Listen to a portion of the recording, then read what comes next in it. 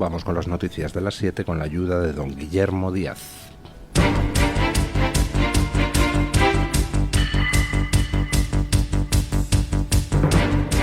Mañanas en Libertad.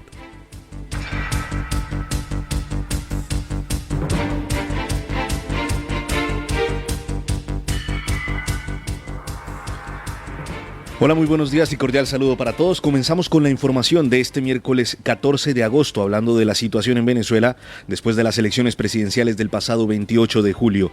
Ahora se ha conocido que el panel de expertos electorales de la ONU, que ha realizado el seguimiento a las elecciones, ha dicho en un informe preliminar que la gestión de resultados de la autoridad electoral en Venezuela no cumplió con los requisitos básicos de transparencia e integridad esenciales para celebrar unas elecciones creíbles. El grupo de expertos dijo además que la ausencia de resultados desglosados no tiene precedentes en elecciones democráticas contemporáneas. El organismo electoral venezolano no dio como ganador de los comicios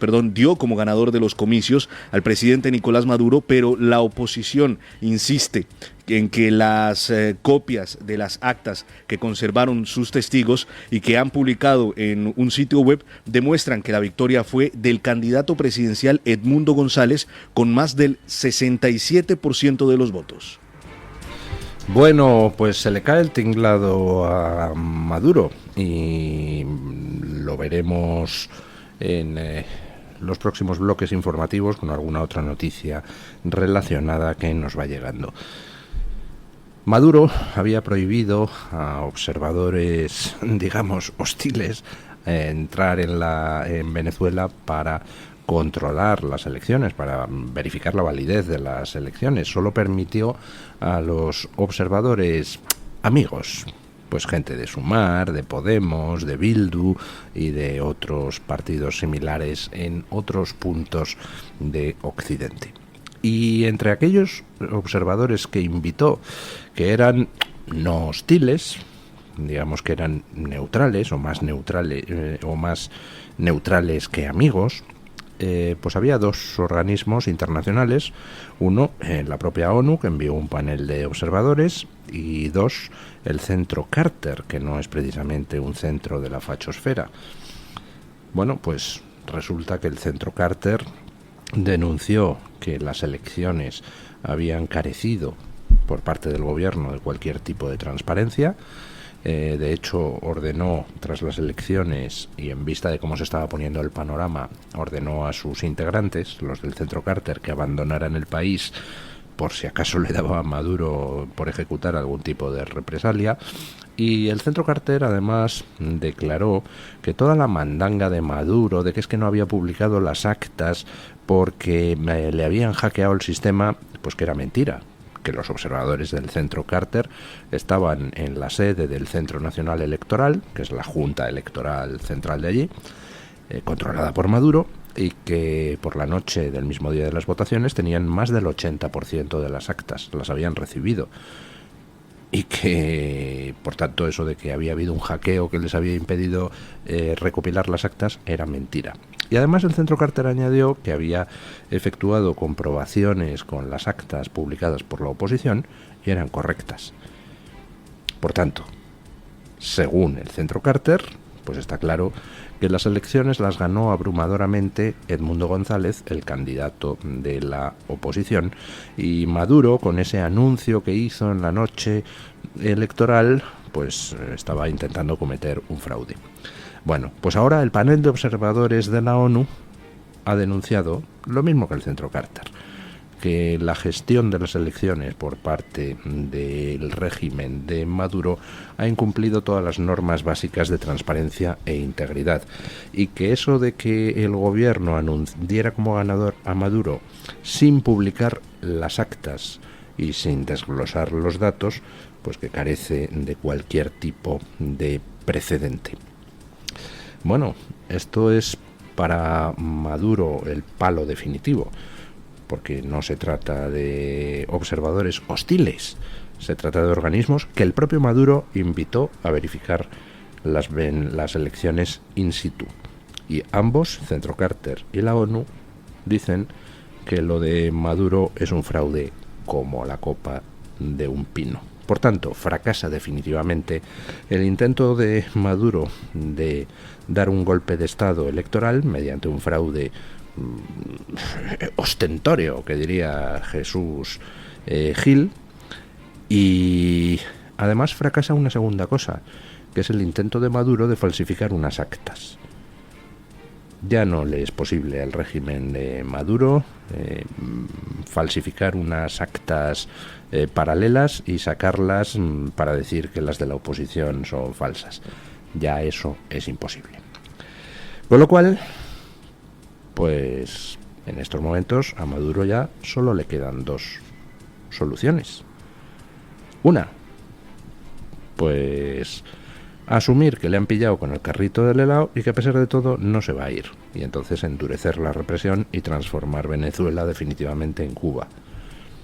Segunda opción, hacer el pétate y largarse del país. Hay una tercera opción y luego la veremos en el siguiente bloque informativo, pero vamos, que le ha sentado a Maduro, como se pueden ustedes imaginar, a cuerno quemado, el informe del panel de observadores de la ONU, y ya ha respondido el régimen de Maduro. Escuchen. La publicación del informe, que inicialmente sería de carácter privado y dirigido al secretario general de la ONU, Antonio Guterres, y al Consejo Nacional Electoral de Venezuela, generó cuestionamientos por parte del gobierno de Nicolás Maduro. El presidente de la Asamblea Nacional Venezolana, Jorge Rodríguez, arremetió contra el panel de expertos una vez dieron a conocer los resultados de su informe. Ellos firmaron, no tienen palabras, son una basura sin palabras. Ese panel de expertos es un panel de basura sin palabras, porque firmaron diciendo que el informe es privado y que solamente lo conocería el Poder Electoral de Venezuela y el Secretario General de Naciones Unidas, pero hoy anuncia que lo harán público. Acaban de anunciarlo hoy. Y uno dice, a veces cansa. Solamente quiero decirles que vayamos acostumbrándonos, porque mientras seamos rebeldes, contestatarios, dignos, decentes, valientes, revolucionarios, venezolanas y venezolanos van a seguir jodiendo y nosotros los vamos a seguir derrotando.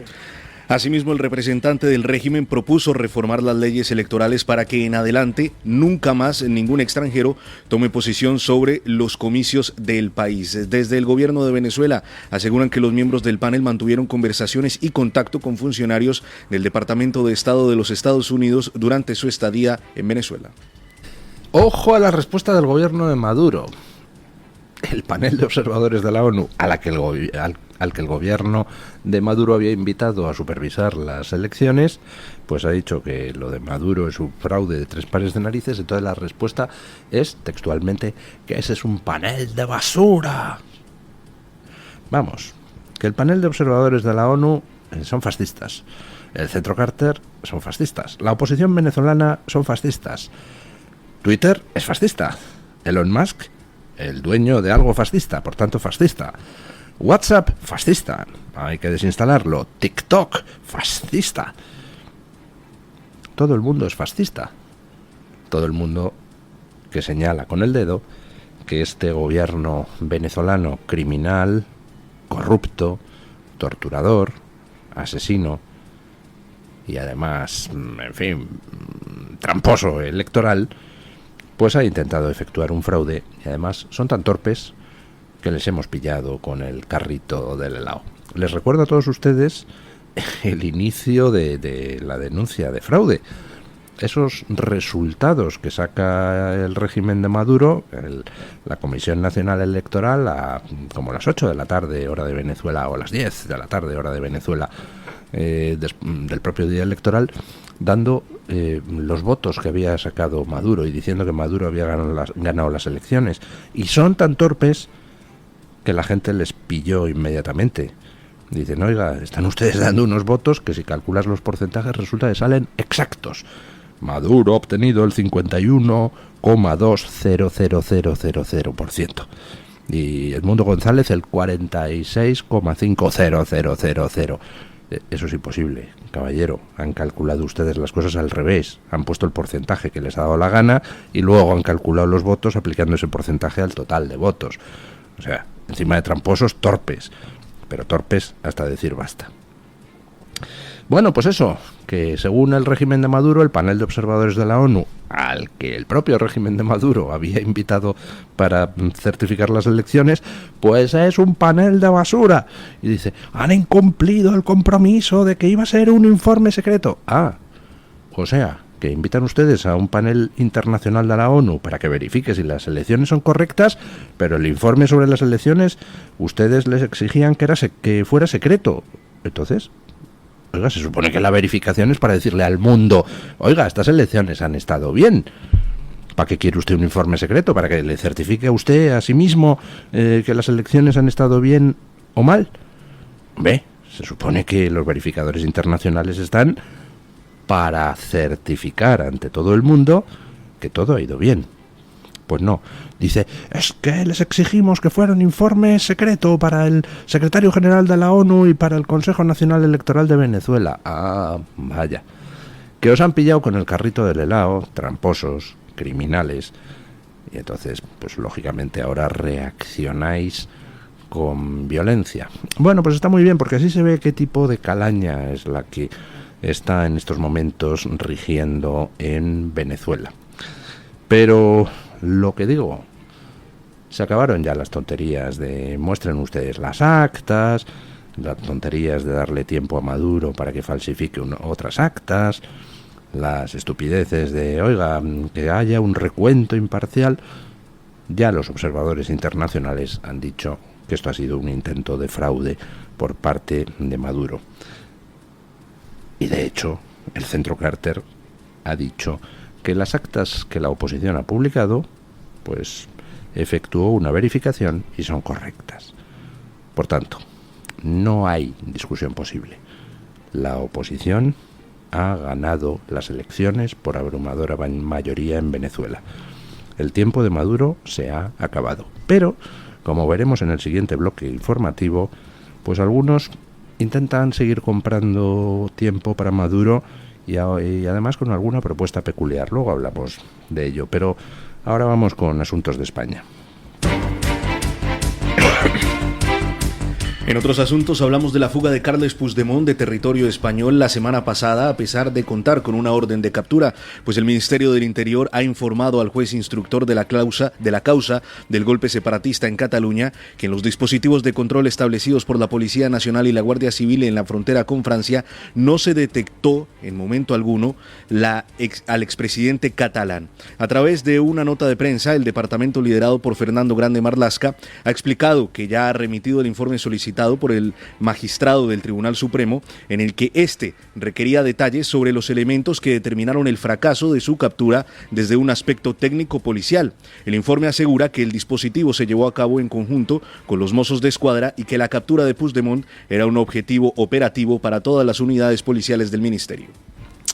Vamos, que, en fin, que no era asunto mío, que eso se encargan los Mozos de Escuadra. Yo pensaba que el control de fronteras era responsabilidad exclusiva del Estado, pero debe de ser que no. Yo pensaba que los servicios de información de la Guardia Civil y de la Policía pueden operar sin problemas en todo el territorio. Hombre, quizá no puedan, yo qué sé, efectuar detenciones en condiciones normales. Un juez ordena en Barcelona el desalojo de una vivienda, bueno, pues de eso se encargarán los Mozos de Escuadra, supongo, o la Policía Municipal de Barcelona, no la Policía Nacional y la Guardia Civil, pero los servicios de información de la Policía Nacional y de la Guardia Civil no operan en todo el territorio. Los servicios de información de la Policía Nacional y de la Guardia Civil pueden infiltrar gente en las manifestaciones de Ferraz, pero no en las manifestaciones para recibir a Puigdemont. Los servicios de información de la Policía Nacional y de la Guardia Civil no pueden estar atentos a una circunstancia e intervenir, como agentes de la autoridad que son, para detener a alguien en delito flagrante. Si va un policía nacional de paisano por Gerona y se encuentra un ladrón, ¿no opera? ¿No le intenta detener? Dice, no, esto es responsabilidad de los mozos, no entra en mi convenio. Por no mencionar lo del CNI, porque con lo del CNI tienen cobertura legal, en teoría, porque el propio Sánchez sacó de la lista de amenazas para la seguridad nacional al separatismo catalán, y a raíz de eso, en teoría, el CNI pues no puede investigar al separatismo catalán, pero de nuevo nada impide que agentes del CNI puedan estar atentos a algo que se esté produciendo y que pueda derivar en algún tipo de problema. ¿Tampoco había agentes del CNI de paisano entre los concentrados para recibir a Puigdemont? Luego veremos a qué se debe todo esto. Luego veremos cómo se gestó esa tocata y fuga de Puigdemont. Pero claro, ¿qué va a decir el gobierno al juez? Pues sí, le hemos dejado escapar. Pues no, tiene que tirar balones fuera. Lo que pasa es que tirar balones fuera pues no convence a nadie que no quiera ser, que no esté ya convencido de antemano o que no quiera de antemano ser convencido.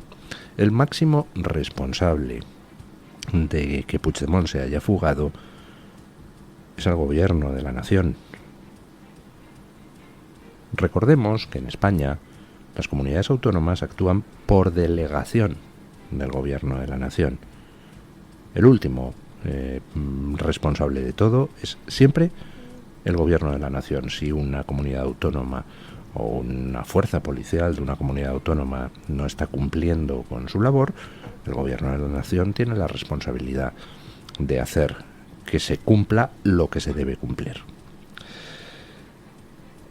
Bueno, ¿ante qué estamos? Ante un echar balones fuera y, por supuesto, ante un cargar contra los jueces. Escuchen. Tras la fuga de Puigdemont y una vez investido Salvador Illa como presidente de Cataluña, han aparecido las reacciones desde diferentes sectores del gobierno a la aplicación que los jueces están dando a la ley de amnistía. En menos de 24 horas, los ministros Óscar Puente y Félix Bolaño han señalado al Tribunal Supremo por negarse a amnistiar los delitos de malversación dentro de la causa separatista. Puente afirmó esta semana en Radio Nacional que los tribunales no pueden extralimitarse en su interpretación de la amnistía, donde también añadió que no hay por dónde coger la acusación de que hubo quien se enriqueció en el proceso. Por su parte, Félix Bolaños criticó directamente la resolución judicial del Tribunal Supremo. Mostramos nuestra discrepancia con los argumentos jurídicos, también con las valoraciones políticas que hacía esa resolución del Tribunal Supremo.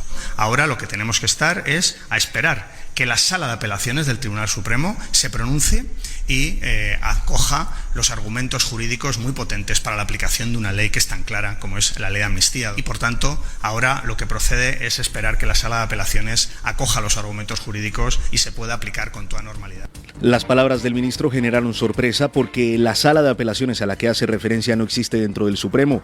En sus declaraciones también acusó al juez Llarena de seguir la línea argumentativa de Vox, una valoración que ha generado malestar en algunas agrupaciones de jueces que consideran sus palabras como una injerencia en la labor de la justicia.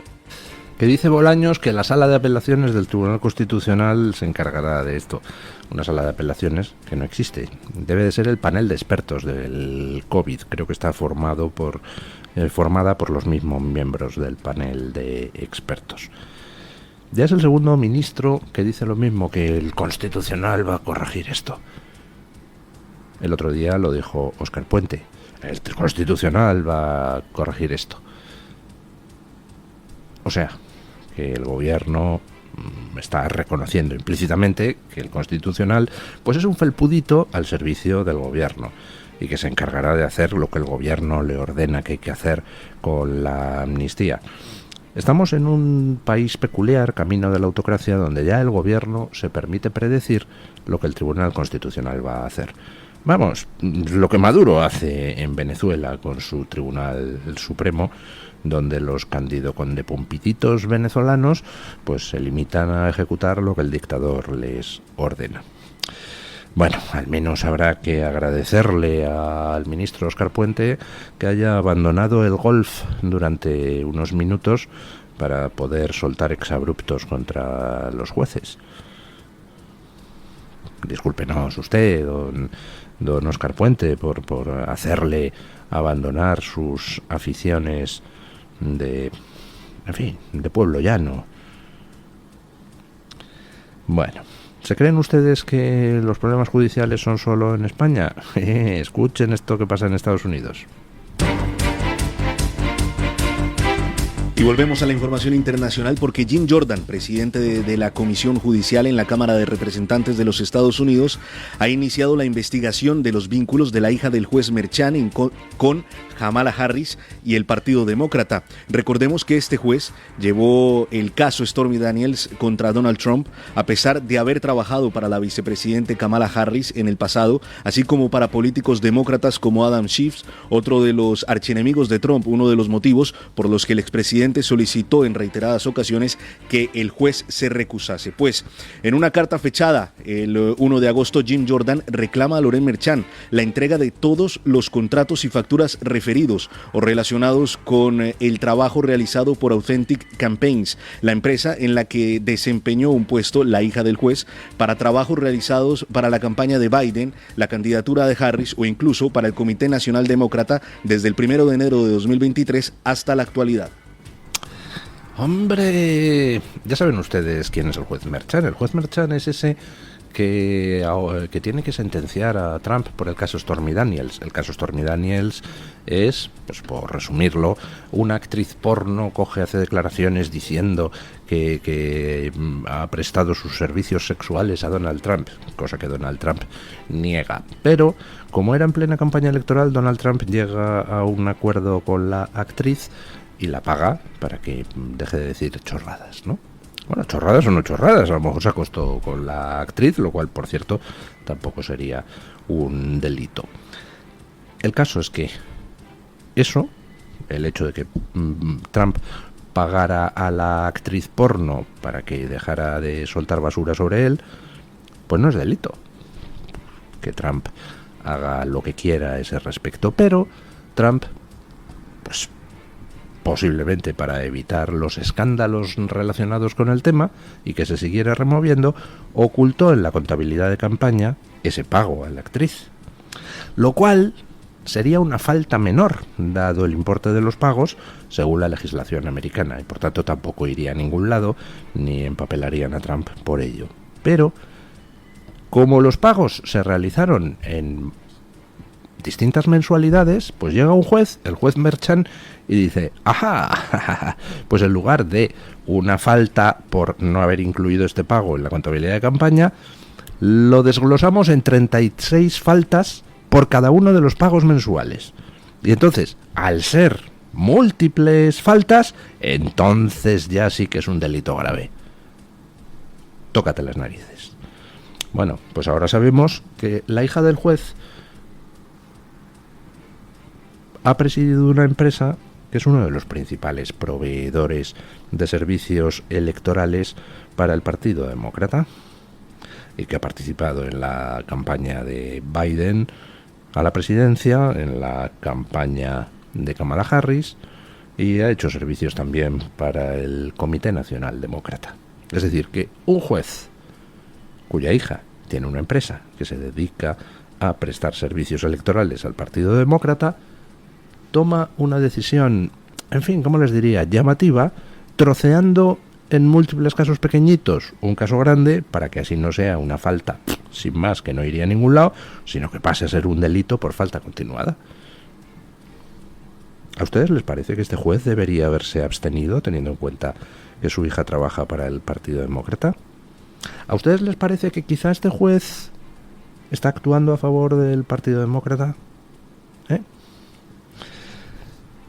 En fin, vamos con doña Laura Fernández Cañas, periodista de OK Diario, para que nos cuente qué trae hoy OK Diario en la portada. Buenos días, doña Laura. Muy buenos días a los oyentes de Radio Libertad. Alcanzamos la mitad de la semana y no se pueden perder la portada de OK Diario de este miércoles. Puigdemont usará el Congreso de Junts para retirarle el apoyo a Pedro Sánchez y dejar en el aire la legislatura. Y ojo, porque Begoña Gómez cargó a la Complutense casi 130.000 euros en comidas, viajes, publicidad y la plataforma de su cátedra. Y para acabar, Sánchez y su hermano compraron un piso, cada uno el mismo día y en el mismo edificio, siendo todavía estudiantes. Atención, su precio de mercado actual ronda los 220.000 euros. Ya lo saben, si quieren ampliar alguna de estas informaciones o enterarse de muchísimo más, corran a OK Diario. Buen día. Gracias, doña Laura. La familia que hace operaciones inmobiliarias unida permanece unida, ya lo dice el refrán.